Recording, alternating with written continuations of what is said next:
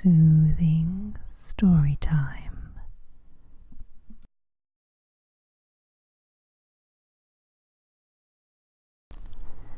The Ice King and his wonderful grandchild.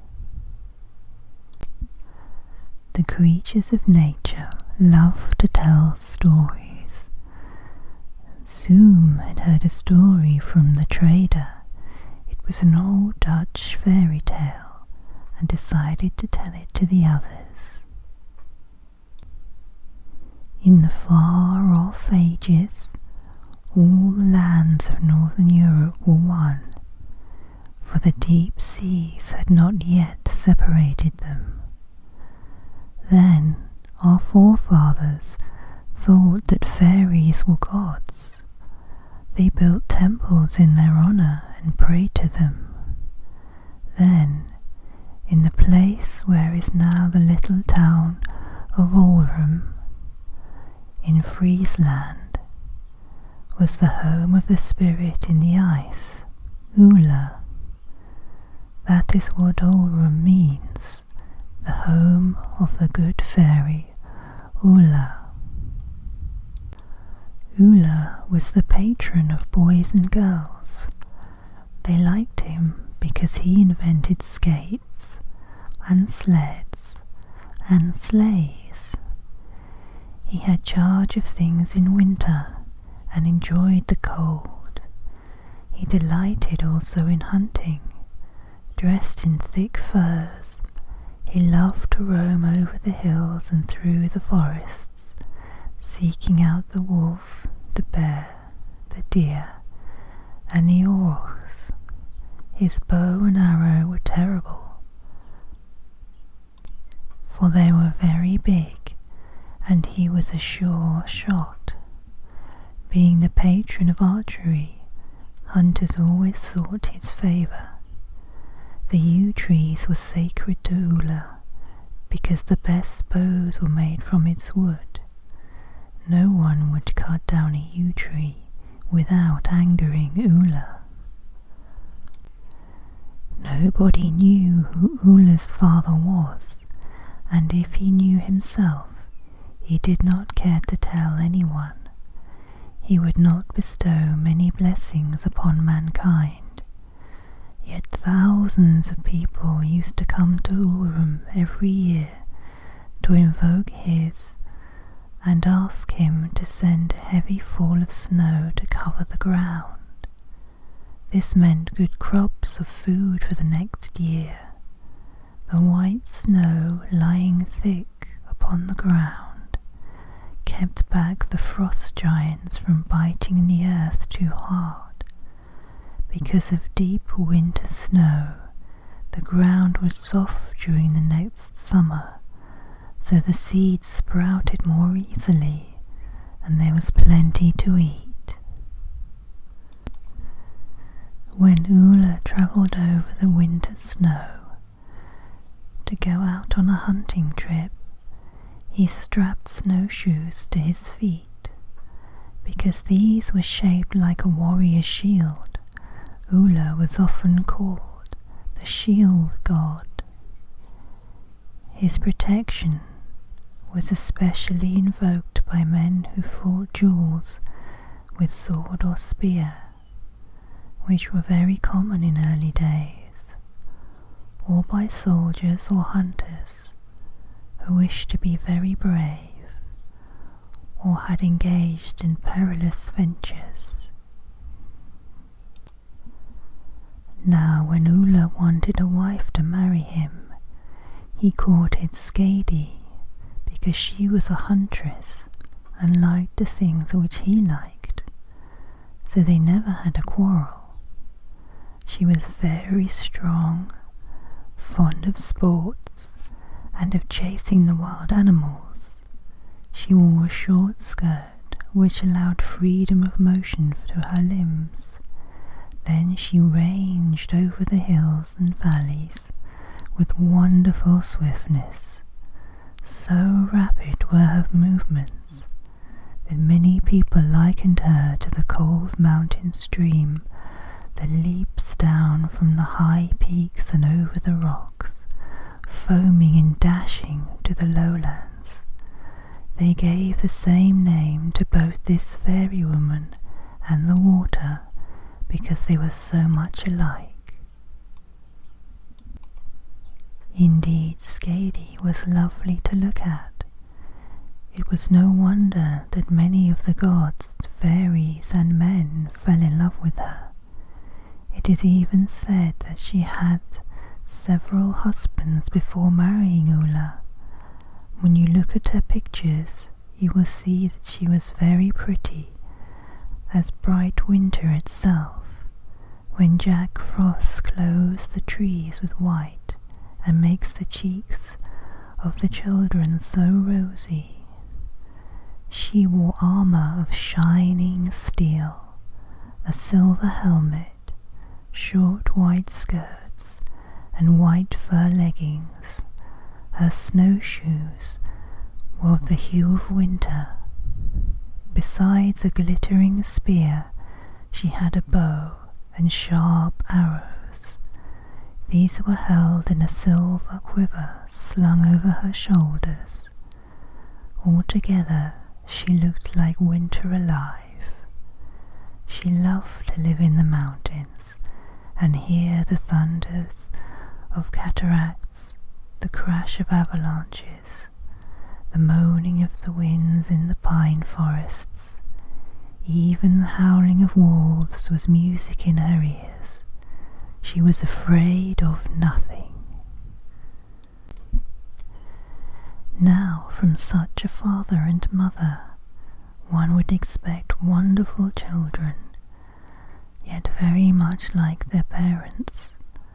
It turned out the offspring of Ula and Skadi were all daughters. To them, one after another, were given the names meaning glacier, colds, snow, drift, snow whirl, and snow dust, the oldest being the biggest and hardiest. The others were in degrees softer and more easily influenced by the sun and the wind.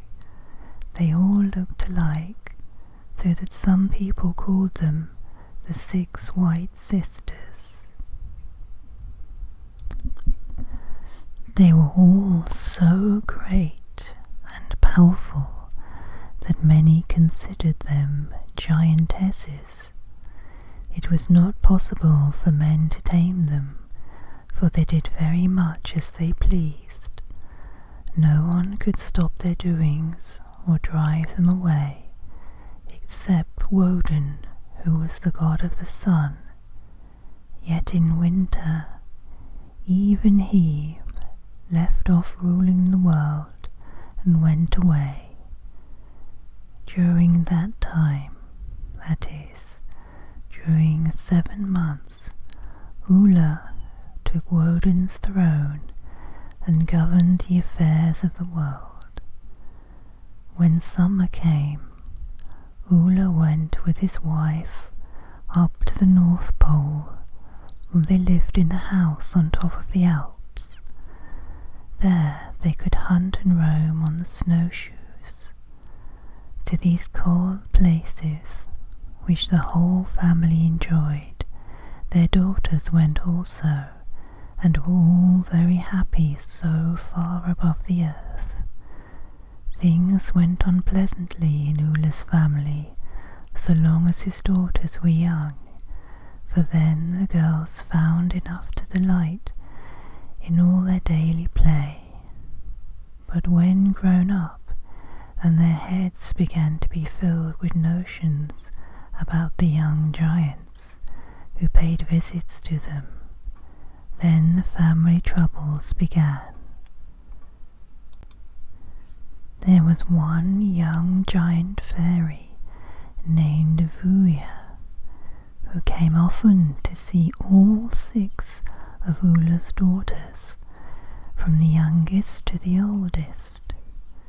Yet no one could tell which of them he was in love with, or could name the girl he liked the best. No, not even the daughters themselves. his character and his qualities were not well known, for he put on many disguises and appeared in many places. It was believed, however, that he had already done a good deal of mischief, and was likely to do more, for he loved destruction. Yet he often helped the Kabuta dwarfs to do great things, so that showed he was of some use. In fact, he was the fire fairy. He kept on courting all the 6 sisters long after May Day came, and he lengthened his visits until the heat turned the entire half-dozen of them into water, so they became one. At this, Ula was so angry at Vuur's having delayed so long before popping the question, and at his daughters losing their shapes, that he made Vuur marry them all, and at once, they taking the name of Regan. Now, when the child of Vuur and Regan was born, it turned out to be, in body and in character, just what people expected from such a father and mother. It was named in Dutch Zoom. It grew fast and soon showed that it was as powerful as its parents had been, yet it was much worse when shut up than when allowed to go free in the air. Zoom loved to do all sorts of tricks. In the kitchen, it would make the iron kettle lid flop up and down with a lively noise. If it were confined in a vessel, whether of iron or earthenware, when set over the fire, it would blow the pot or kettle all to pieces in order to get out. Thinking itself a great singer, it would make rather a pleasant sound when its mother let it come out of a spout, yet it never obeyed either of its parents. When they tried to shut up Zoom inside of anything, it always escaped with a terrible sound. In fact, nothing could long hold it in without an explosion. Sometimes Zoom would go down into the bowels of the earth and turn on a stream of water so as to meet the deep fires which are ever burning far down below us. Then there would come an awful earthquake because Zoom wanted to get out, and the earth crust would not let him, but tried to hold him down. Sometimes Zoom slipped down into the volcano's mouth. Then the mountain, in order to save itself from being choked, had to spit Zoom out, and this always made a terrible mess on the ground, and men called it lava. Or Zoom might stay down in the crater as a guest, and quietly come out occasionally in jets and puffs. Even when Jack Frost was around and froze the pipes in the house, or turned the water of the pots, pans, kettles and bottles into solid ice, Zoom behaved very badly. If the frozen kettles or any other closed vessel were put over the stove or near the fire, and the ice melted at the bottom too fast, Zoom would blow the whole thing up. In this way, he often put men's lives in danger and made them lose their property. No one seemed to know how to handle this mischievous fairy. Not one man on earth could do anything with him, so they let him have his own way. Yet all the time, though he was enjoying his own tricks and lively fun, he was, with his own voice, calling on human beings to use him properly and harness him to wheels, for he was willing to be useful to them, and was all ready to pull or dive, lift or lower, grind or pump, as the need might be. As long as men did not treat him properly and give him the right to get out into the air after he had done his work, Zoom would explode, blow up and destroy everything. He could be made to sing, hiss, squeal, whistle, and make all kinds of sounds, but unless the bands that held him in were strong enough, or if fuel got too hot, or his mother would not get him drink enough, when the iron pipes were red with heat, he would lose his temper and explode. He had no respect for bad or neglectful boilers, or for lazy or careless firemen and engineers. Yet properly harnessed and treated well, and fed with the food such as his mother can give, and roused by his father's persuasion, Zoom is greater than any giant or fairy that ever was. He can drive a ship, a locomotive, a submarine, or an aeroplane as fast as Rose bore, horse or ship. Everybody today is glad that Zoom is such a good servant and friend all over the world. The end.